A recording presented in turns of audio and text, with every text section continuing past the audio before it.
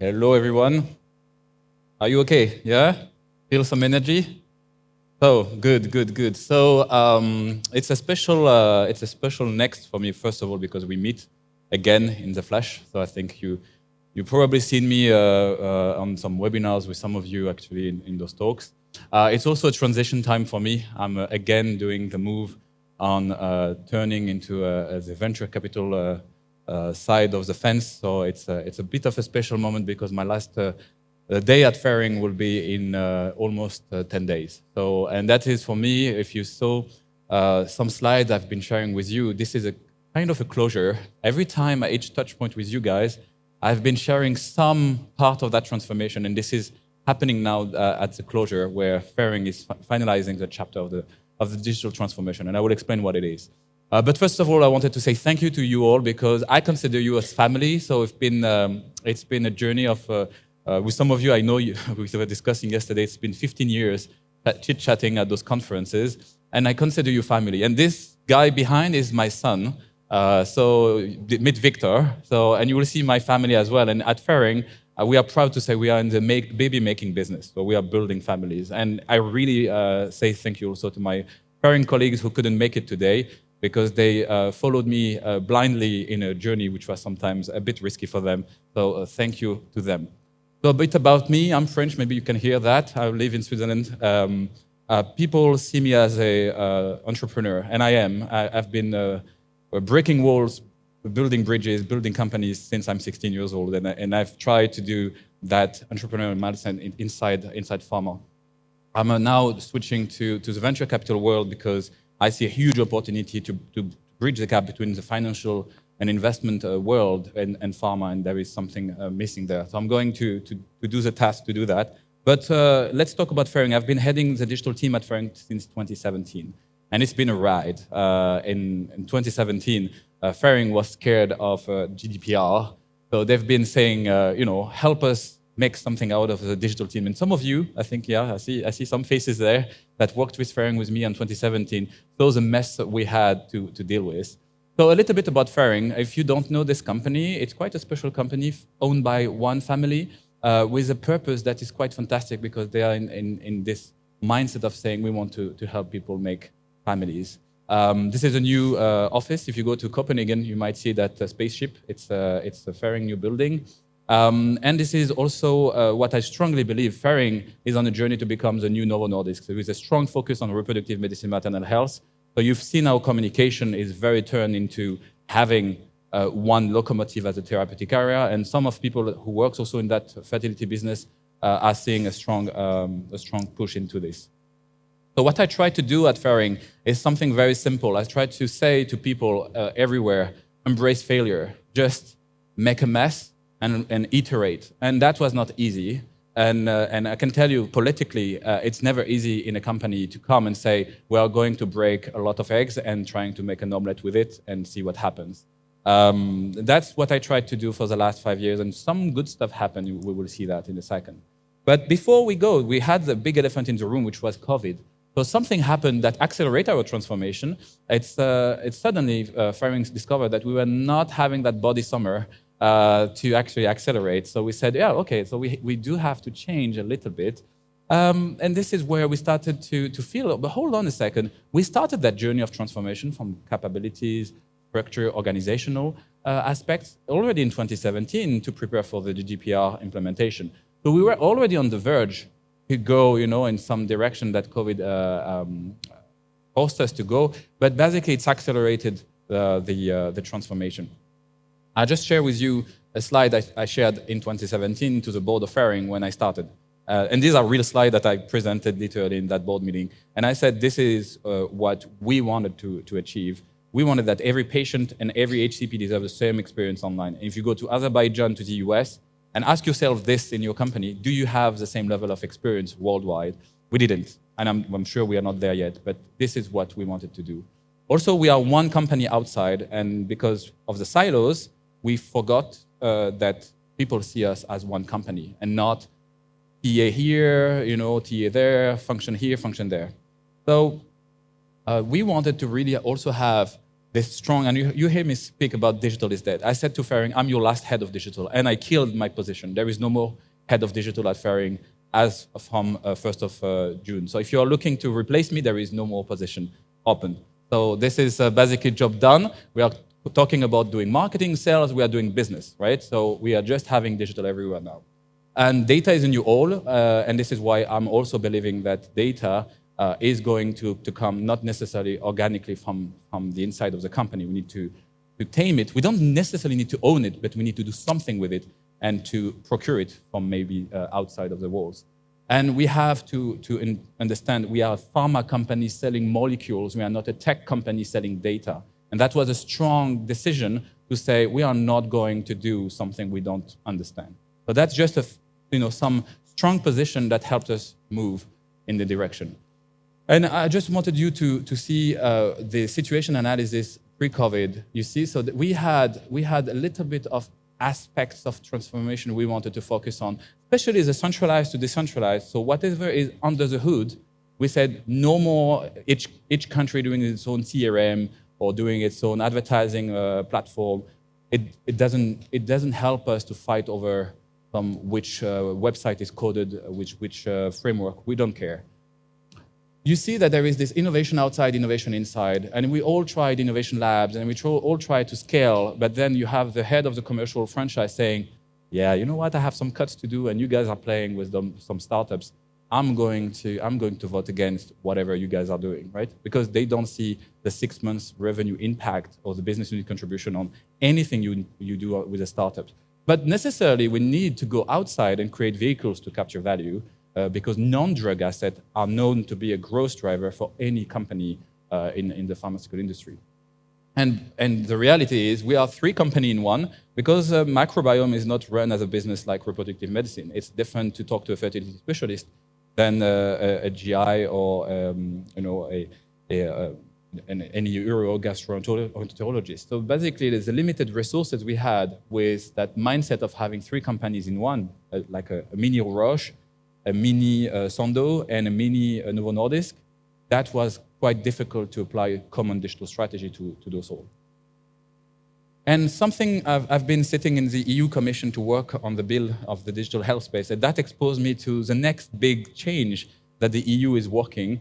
So while we were preparing also for GDPR, we were also preparing for that big bang that is coming. I don't know if you follow that, but that is going to influence the rest of the world. And if you see Europe now in terms of digital health space organization, is going to have an impact on how we collaborate with an external ecosystem of partners, for example, for data processing and data transformation. So this is, take a look at that. It's interesting to see what's coming this year. So all in all, in my team at least, I built 4 pillars of activity across those last 5 years. So we had a team that was doing basically a refocus on the old portfolio, let's put it that way, our drug that were like more than 20 years old, basically NPP, sales force effectiveness, you name it. We had a team focused on making the big bang for the launch of new drug, launch excellence, commercial excellence, you name it. We also had the corporate brand in there, social media marketing, performance advertising, those type of activities. We had a re-emerge team where the focus was how can we apply in the marketing mix and the medical mix new therapeutics tool combos, medical devices that are apps that could be companion apps for our mix of products. And we had this transform pillar where we said, okay, while we fly the plane, we need to build it. And we were basically building the processes, the bridges. Some of you who are in the vendor side saw the processes that we put on the procurement side on the digital lines, and that came from that team. Also, we had a different views on this data-driven approach to the business. So this is a scorecard we kept across the world to basically assess what good looks like from a digital perspective. From a funnel, as you can see, from a funnel perspective, acquisition, conversion, retention, we try to bring cost per acquisition, lifetime values, type of KPIs to our business to just have a common way to discuss internally. But also you see a launch excellence, lifecycle management. When you have a project, are you capable to kill it if this is not scalable? So that was an interesting discussion sometimes. And HR, training, procurement, these were classical housekeeping activities to make sure the business runs without you. So that's my other son, Ryan, and sometimes he keeps hearing me, in my office saying, where are the brands? My first problem that I faced in the last 5 years was not technology, it was not HR or procurement or processes, it was creating brands that create delight for HCPs. The first core business, do we have doctors that were killing to enter a symposium that we were organizing? That delight, that brand obsession was missing. And that for me was striking, that some of us in the industry basically are doing mechanical marketing. We're not doing branding. We're not building a commercial religion out of what we do, right? We are basically doing assets. We cut and slice and we put it into promo mats and hope for the best. So I really hope that this slide, and read this book, it's quite interesting, Build a Customer Obsession. Because if you start doing this customer obsession type of mindset, your marketeers will start actually to change the experience, and they will give the feedback loop to all the rest of the organization on what types of channel, what types of touch point, what types of story I need to actually deliver to create that delight.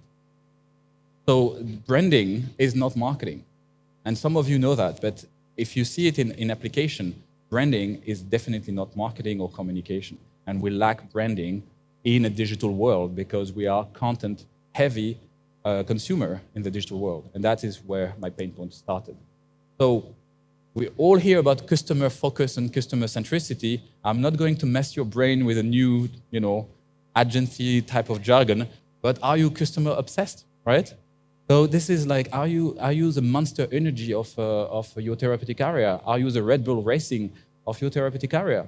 Do we ask ourselves that question? I don't know. We fight, in symposium and congresses for the best coffee.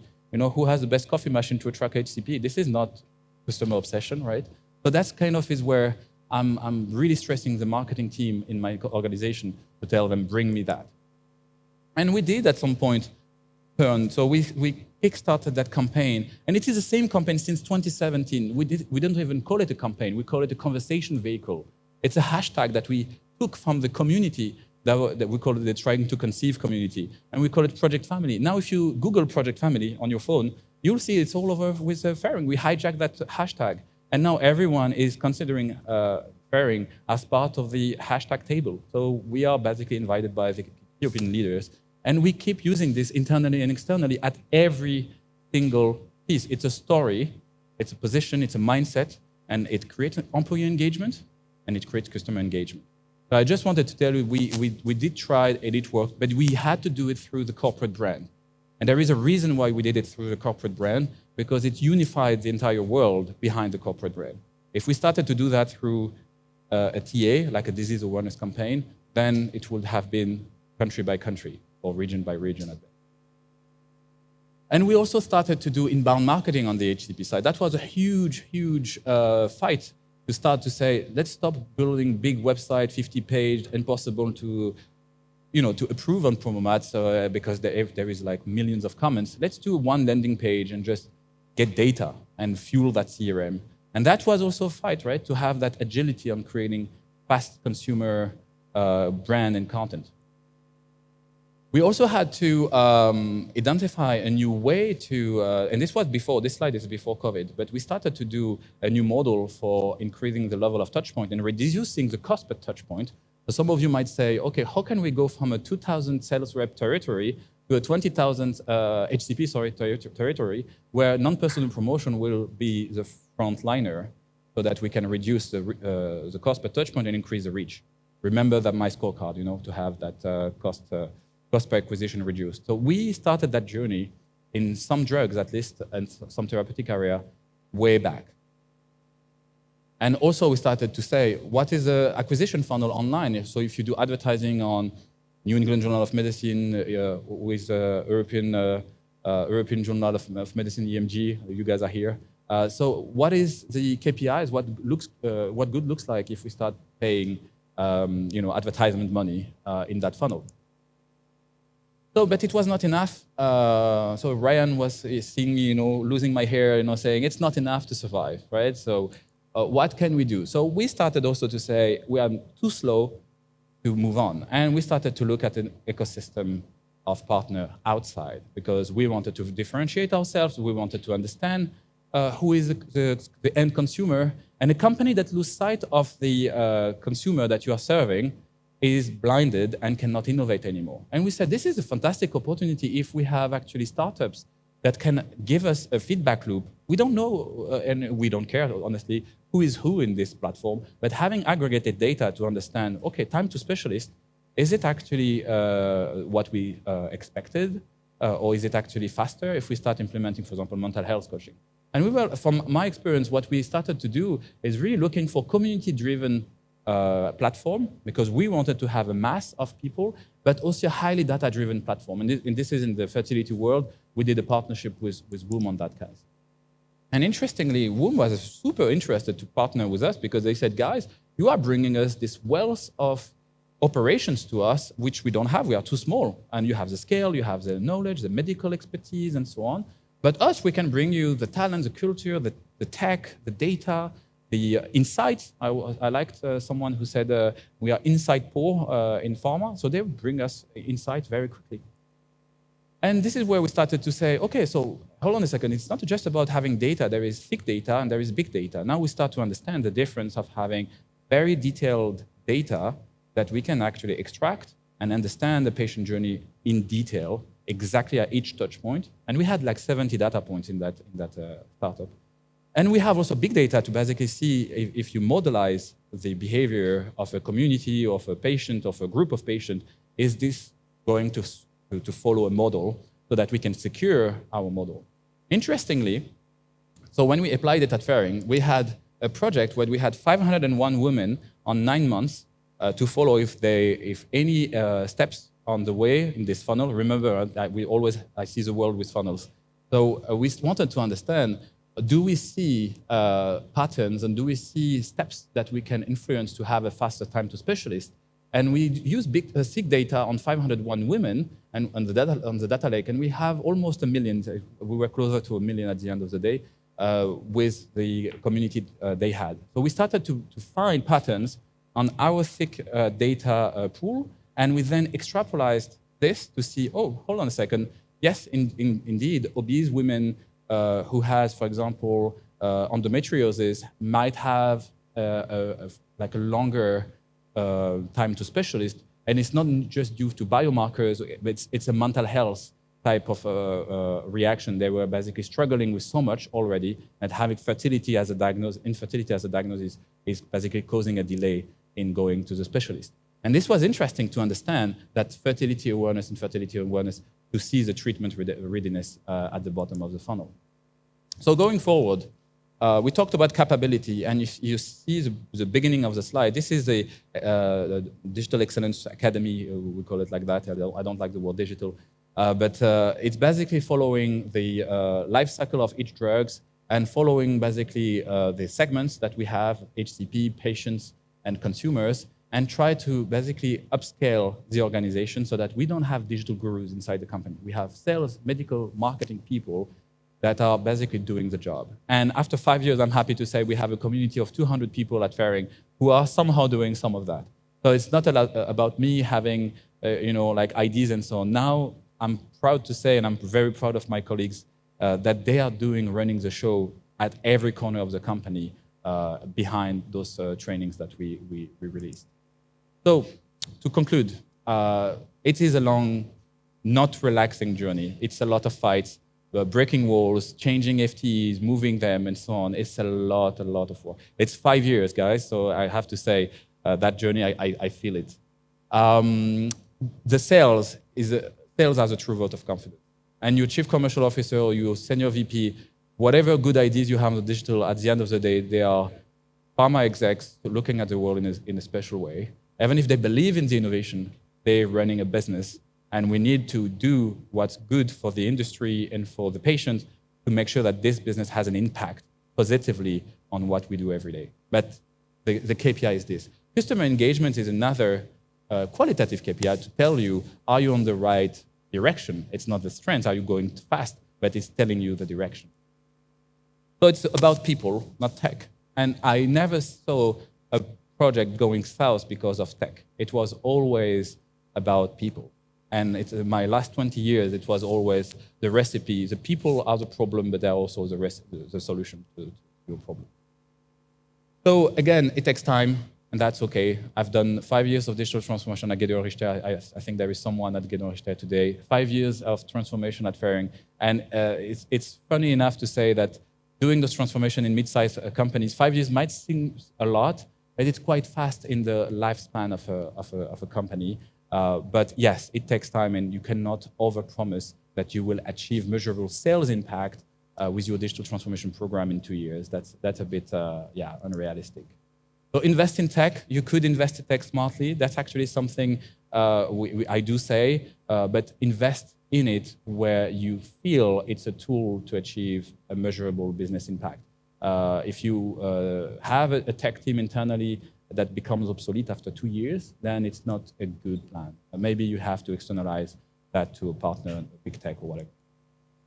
So the last point I wanted to show you is what I'm doing next. So I'm going to build now a portfolio and pipelines of activities for Ferring and Pharma in general, where I'm going basically to identify which startups are going to fit a commercial activity inside the marketing mix or the medical mix. So instead of just investing money like BD teams that will do, I'm going to basically find startups or solutions that can fit the marketing mix and the commercial operation needs. And that's all. That was all for me. Thank you very much. And I hope you enjoyed it. Yeah. Thank you.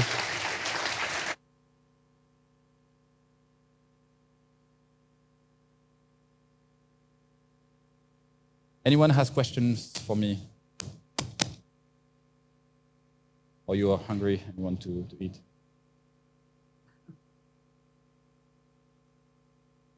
Okay. Thank you.